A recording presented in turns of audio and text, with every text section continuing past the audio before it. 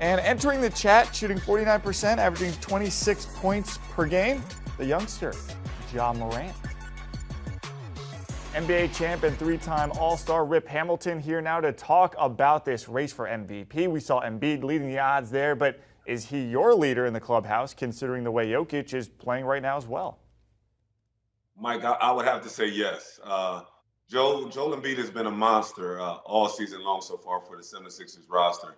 Just knowing all the hoopla that's been going on with Ben Simmons, Joel Embiid has really put this team on his back. He was second in MVP votes last year for the win.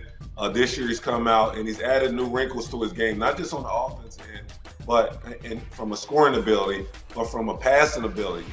He's setting guys up. He's getting guys easy looks. He's establishing himself in the paint. I think over the previous years, we always talked about how Joel Embiid spends way too much time on the perimeter. Now he's going into that Shaq mentality. When he gets the ball in the paint, he does a great job of finishing at the rim. So if I had to pick a guy right now, and I'm going with Joel Embiid, hopefully he can carry this over to the second half of the season, because he's definitely been impressive when he's a one-man show.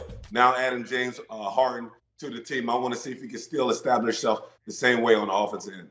Yeah, you wonder if his offensive output, scoring-wise, will stay the same with Harden now in the lineup as well. Okay, Defensive Player of the Year. The award is almost becoming synonymous now with Rudy Gobert. Is he in line to become a four-time winner, or is there someone on the fringe here getting ready to push him away from that award? Rudy's been great. He's still the best anchor when it comes to defense in the league. But if I'm going to go with a guy, I'm going with Draymond Green. He's missed some games this season, but he's a guy that can guard 1 through 5, and he'll tell you that he's the best defender in the NBA. Golden State defensively is one of the top teams, or is the top team on that side of the ball. The thing that I love about Draymond is not just his ability to guard all 5 positions on the floor, but his communication. When he's on the floor, he's talking to guys. He's telling guys where guys are at from a pick and roll standpoint. When he's on the bench, he's constantly helping out the young guys, telling them where they need to be. But he's a guy that can do a lot of things for you.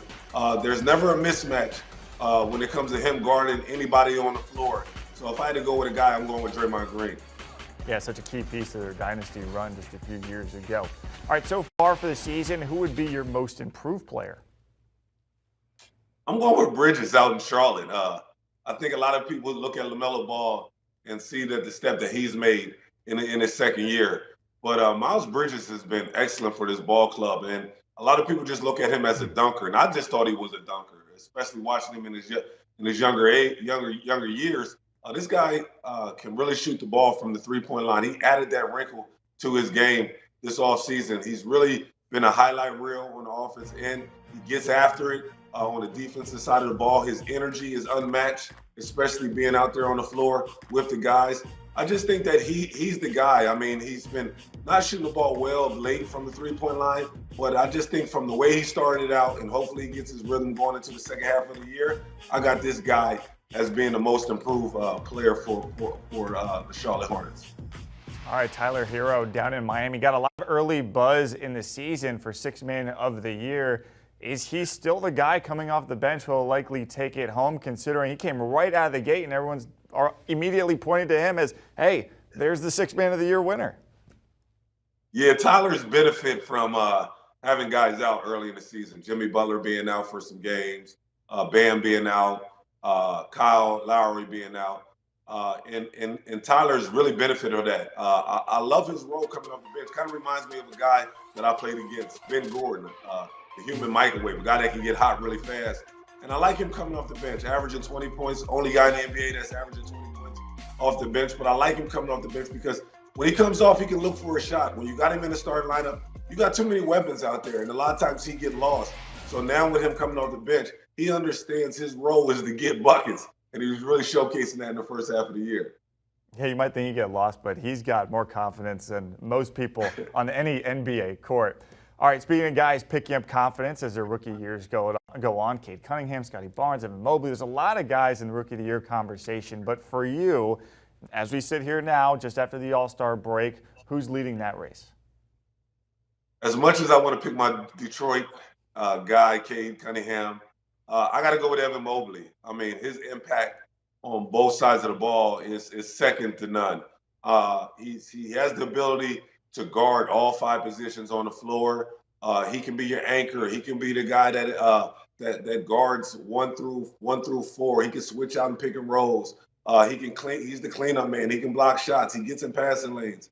I think this guy can do it all. He's probably one of the when you look at the top rookies in the league, he's the guy that when he came in, he was most NBA ready, because it's so hard to understand from an offensive standpoint and figure out how to get your shot and the speed of the game. But his ability to play on the defensive side of the ball and still be able to finish at the basket with the best of them kind of reminds me of a young Kevin Garnett. I got to pick him as my defensive player of the year through the halfway point. When you put anyone's name next to KG, I think that's usually a pretty good thing. Now, when you look at the standings, the team that jumps out to most people, the Chicago Bulls. So with Billy Donovan leading the way there for Chicago and what they've done, is he your Coach of the Year candidate? Yes, and the reason why is not because they're one of the top teams in the East, but the ability to put in a system that you got 2 great scorers, Zach LaVine and DeMar DeRozan, right? When you added DeMar DeRozan, everybody was scratching their head and was like, well, how are these 2 guys going to mesh? Is there enough balls on the floor for these 2 guys? Because both guys need the ball in their hand. They're not guys that play well off the ball. So the system that he put in place were allowing both guys to be out there to do what they got to do offensively and not disrupt the offense. Ball has been great for them. Just trying to play fast, letting him get the ball and push it, and allow these 2 young studs to go out there and score score points in the mid-range game. I love it. So with Billy putting in a new system, ability to win defensively, they've been pretty good. I'm going with Billy Donovan.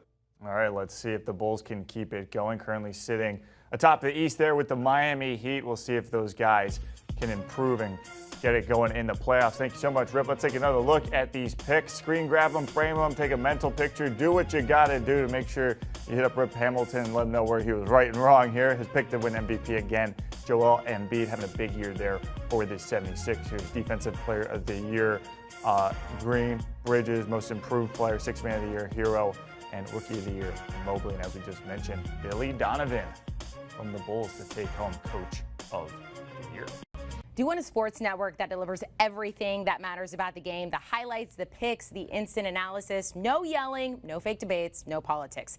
Hit the subscribe button and never miss a moment.